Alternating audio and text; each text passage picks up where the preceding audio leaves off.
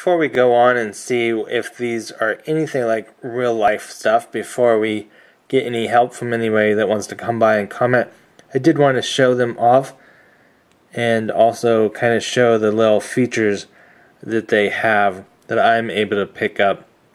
Now the strap I don't really understand 100%.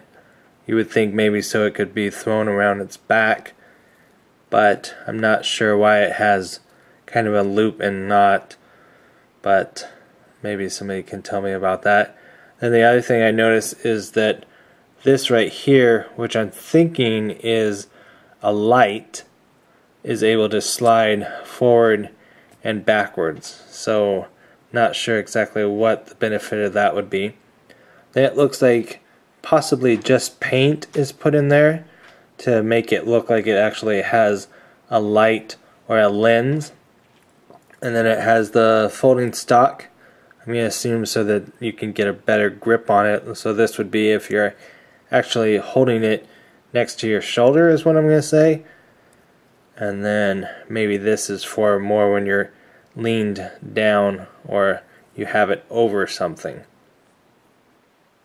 And then the other thing I noticed is it doesn't have a sliding out grip or ammunition clip or anything, as far as I can tell. Most of the time they do.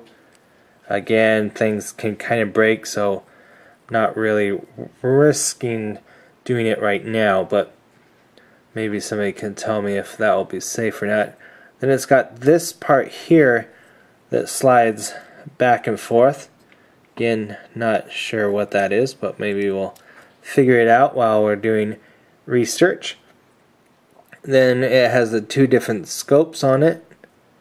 So this one's able to go back and forth and also can slide, if I'm not mistaken. So maybe these are supposed to be one whole piece, I'm not sure. But then there's this scope here on top. And again, I'm not sure if it slides or not, so not gonna risk it. But both of them, I hope my camera will pick it up. If not, we'll do an edit so that it will pick up the light.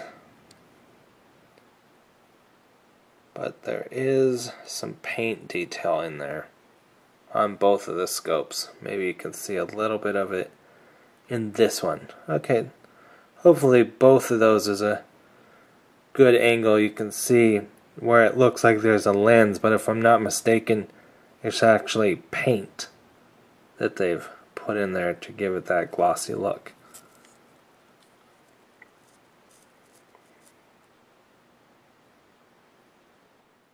Now, with me not really knowing anything about guns, the other thing that I was kind of curious about was why they had this strap here. And I've always seen it before on old G.I. Joe figures.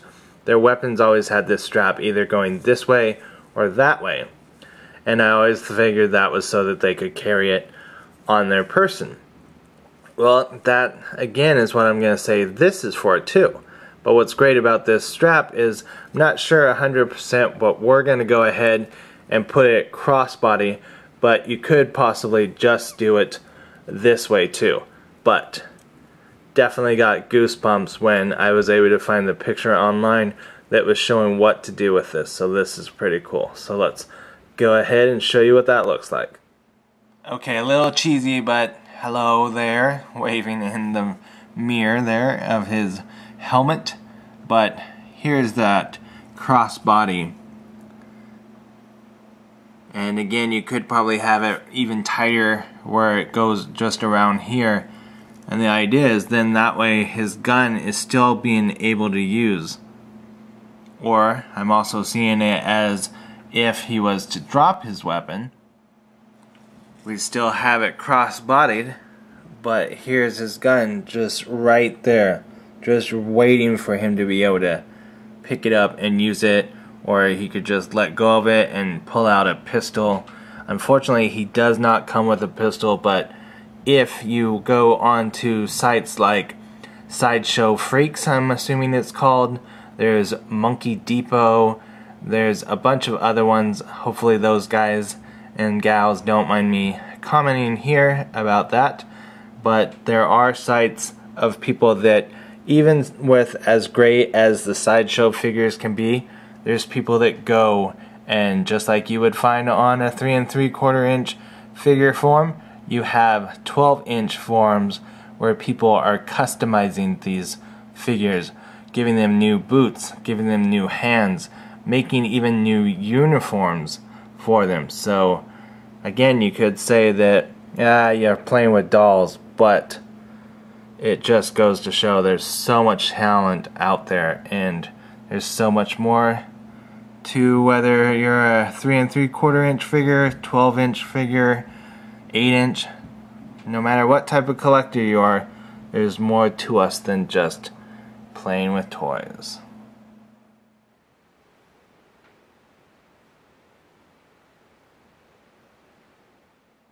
Another accessory that we have to go with the Magpul Masada Rifle is what some people would call a silencer, but right now maybe there actually is a difference, but they're calling this a sound suppressor, so that's what that is. So maybe a silencer only works on smaller pistols, but for a sound suppressor you would need that for a much larger gun with more firepower. So if anyone knows that, we'd definitely appreciate that.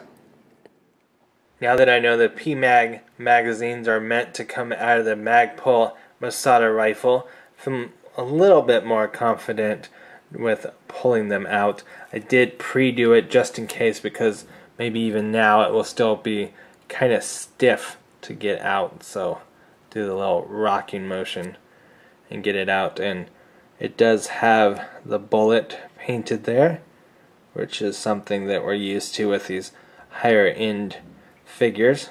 They do usually paint the bullets, and that's the same for all of them. And just slide it back in.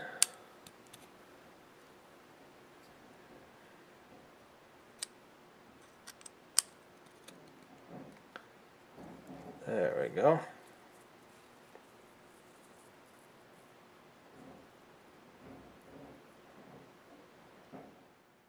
Now, since we did have some time to do some research, I did put annotations in one of the previous parts about this, but it looks like with the trademark they really are using a real-life machine gun, and by machine gun I don't really think that gives it justice, because me not knowing that much about guns, at least at the time of this taping, I would just say, look at this really cool machine gun.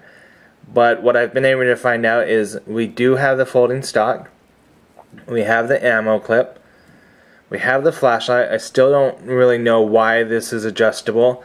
I'm thinking again it has to do with if you have somebody with shorter arms.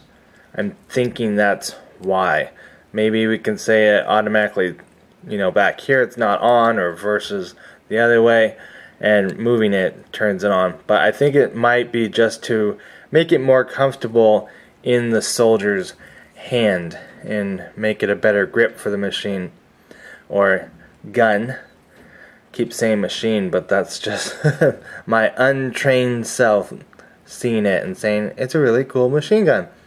Now the other thing I thought was really cool is it's not going to do it, as far as I know, as a real feature, but I believe this right here is allowing you to bring up something, and the reason why is I'm going to say this is a sight, and if you didn't have these sights, then you would use this and just your bare eye to get what you're shooting at in your target and make sure it's lined up as best as you can.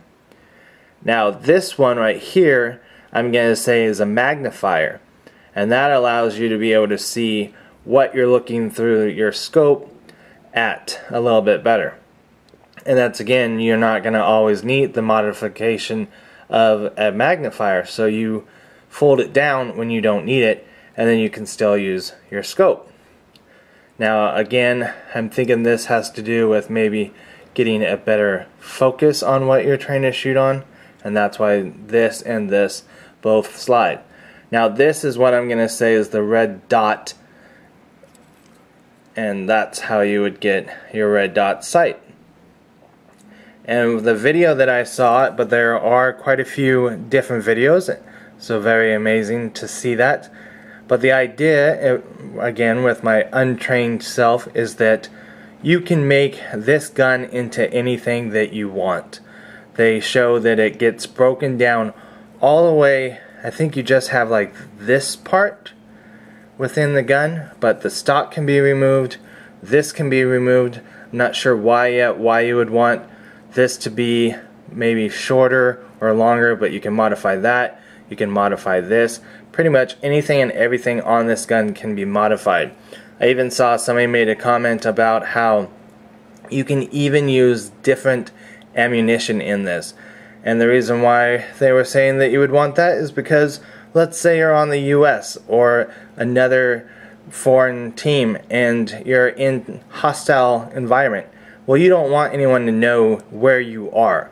So having a gun that can use any ammunition you find, you could use your enemy's ammunition in this gun. And if you have shot somebody or whatever, they're not going to automatically know that you are not on their team or that you're from outside of their country. So there are a bunch of videos out there, so maybe when I get to know this a little bit better, if anyone's kind enough to offer their help, then we will talk about this more in the future and definitely give them credit for it. But right now I'm going to just leave it with that I've said, and put up the links where you guys can go check out the videos if you want. And they were even talking about how you can modify, I'm thinking on the railgun it's either this or this, and I'm not sure right now what those are, but they are on the other side as well. And it has to do with, originally guns were made for only right-handed people. So if you needed to switch out what these two things switch out, you as a left-handed person would have to use an awkward position. But now with it being on both sides, it doesn't matter if you're right-handed or left-handed. So definitely very interesting that we possibly did not get that before we got the Masada Rifle, which is what this is based off of in the real world.